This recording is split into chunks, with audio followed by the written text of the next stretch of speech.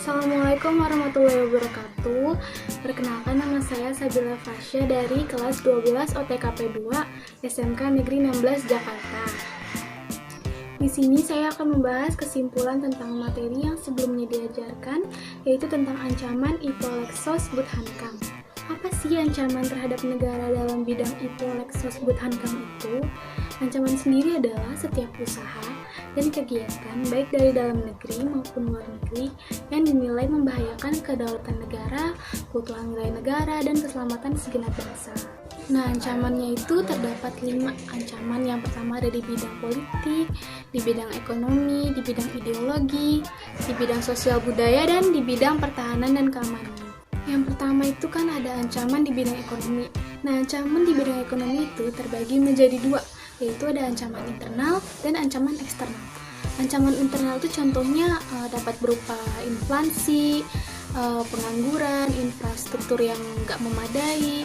Lalu kedua itu ada ancaman eksternal. Ancaman eksternal itu ancaman yang berasal dari luar, contohnya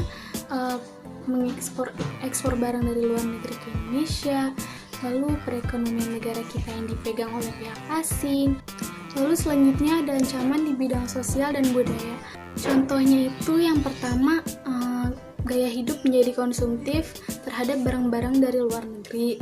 Lalu munculnya sifat hedonisme, lalu adanya sikap individualisme, yaitu sikap selalu mementingkan diri sendiri.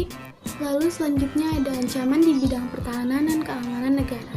Pertahanan negara disebut juga pertahanan nasional, adalah segala usaha untuk mempertahankan kedaulatan negara, keutuhan wilayah sebuah negara, keselamatan segenap bangsa dari ancaman dan gangguan terhadap keutuhan bangsa dan negara. Selanjutnya itu ada ancaman di bidang ideologi. Ancaman di bidang ideologi adalah ancaman yang dinilai mempunyai kemampuan yang membahayakan pemikiran masyarakat suatu negara sehingga akan mengancam terhadap dasar falsafah negara, yaitu Pancasila. Contoh ancaman dari integrasi nasional dalam bidang ideologi itu ada 2, yang pertama dari luar negeri dan dari dalam negeri sendiri. Yang pertama dari luar negeri, contohnya itu makarnya berbagai kebudayaan dan paham baru dari luar negeri serta adanya campur tangan politik dari badan-badan asing di dalam negeri. Sedangkan dari dalam negeri sendiri itu contohnya munculnya paham-paham radikal dan ekstremis dalam negeri, munculnya berbagai aliran sesat di Indonesia. Selanjutnya ada ancaman di bidang politik. Ancaman di bidang politik adalah setiap usaha dan kegiatan baik dalam negeri maupun luar negeri yang dikategorikan sebagai hal yang membahayakan dan memecah belah persatuan dengan mengatasnamakan politik. Contoh dari kasus dalam bidang politik ini tuh ada yang pertama ada politik uang, lalu ada juga politik sara.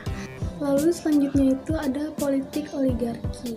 Lalu bagaimana sih cara kita untuk menghadapi ancaman-ancaman tersebut? Yang pertama itu kita harus selalu berpegang teguh kepada Pancasila.